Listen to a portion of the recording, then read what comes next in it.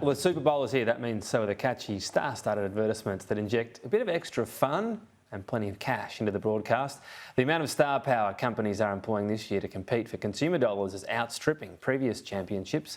A 30-second spot costs a lazy $7 million. Let's take a quick look at some of the ads this year. Race my exes? I don't even remember this guy. Well, we're waiting. Wow! That's fantastic! Or was I just acting? The pain is real. Joining me now to discuss this pop culture phenomenon, advertising executive Adrian Falk. Thanks very much for your time. These are such big ticket items, aren't they? They cost so much money, and I bet you they cost even more to produce because they are real A-listers that get in these ads. When did this tradition start? That it's not like a real ad for celebrities to be in. They want to be a part of the show almost, it seems. Exactly. Good afternoon, Tom, and thanks so much for having me. Yes, each Super Bowl ad is kind of like a mini blockbuster film in itself. And the first one that sort of kicked it off and raised the bar, I believe, was in 1984 with Michael Jackson's Pepsi ad that took a take on Billie Jean. And from there, it really started to raise the bar, and Pepsi sort of led the way with Robert Palmer, Simply Irresistible in 1989, and then the iconic Cindy Crawford ad in 1992.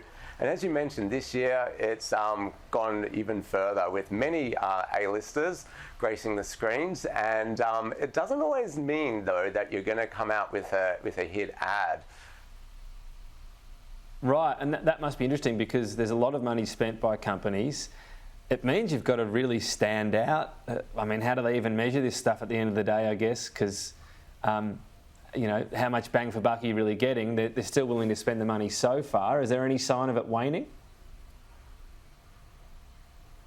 Well, what's happening actually now with the current Super Bowl underway is, ironically, it's a dog food ad that's sort of stealing the heart of America and also viewers around the world and lighting up Twitter. The star of the show is actually a dog, and the ad shows the rite of passage from a young girl getting a puppy right through to having kids and then the dog growing older. And it's all about giving your dog the best chance in life with fresh dog food.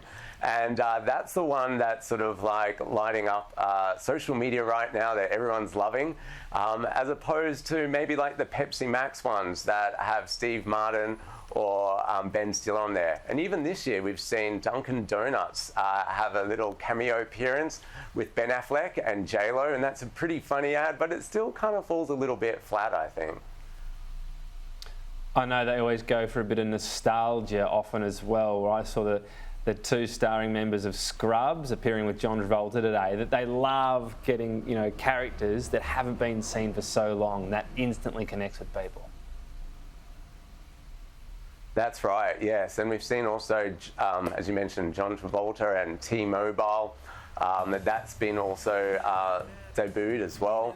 And there's also the Doritos, I think, have done a pretty good job. They led the way with 15-second trailers, which has actually being a big trend for this year. So releasing ads prior, so then creating a lot of hype on social media and YouTube.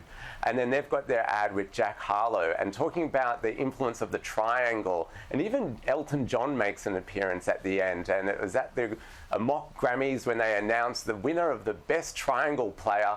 And Jack Harlow thought he would steal the show, but Elton actually takes that prize away. There you go. Another great batch of ads. Adrian Falk, thanks for your time. Thank you so much, Tom.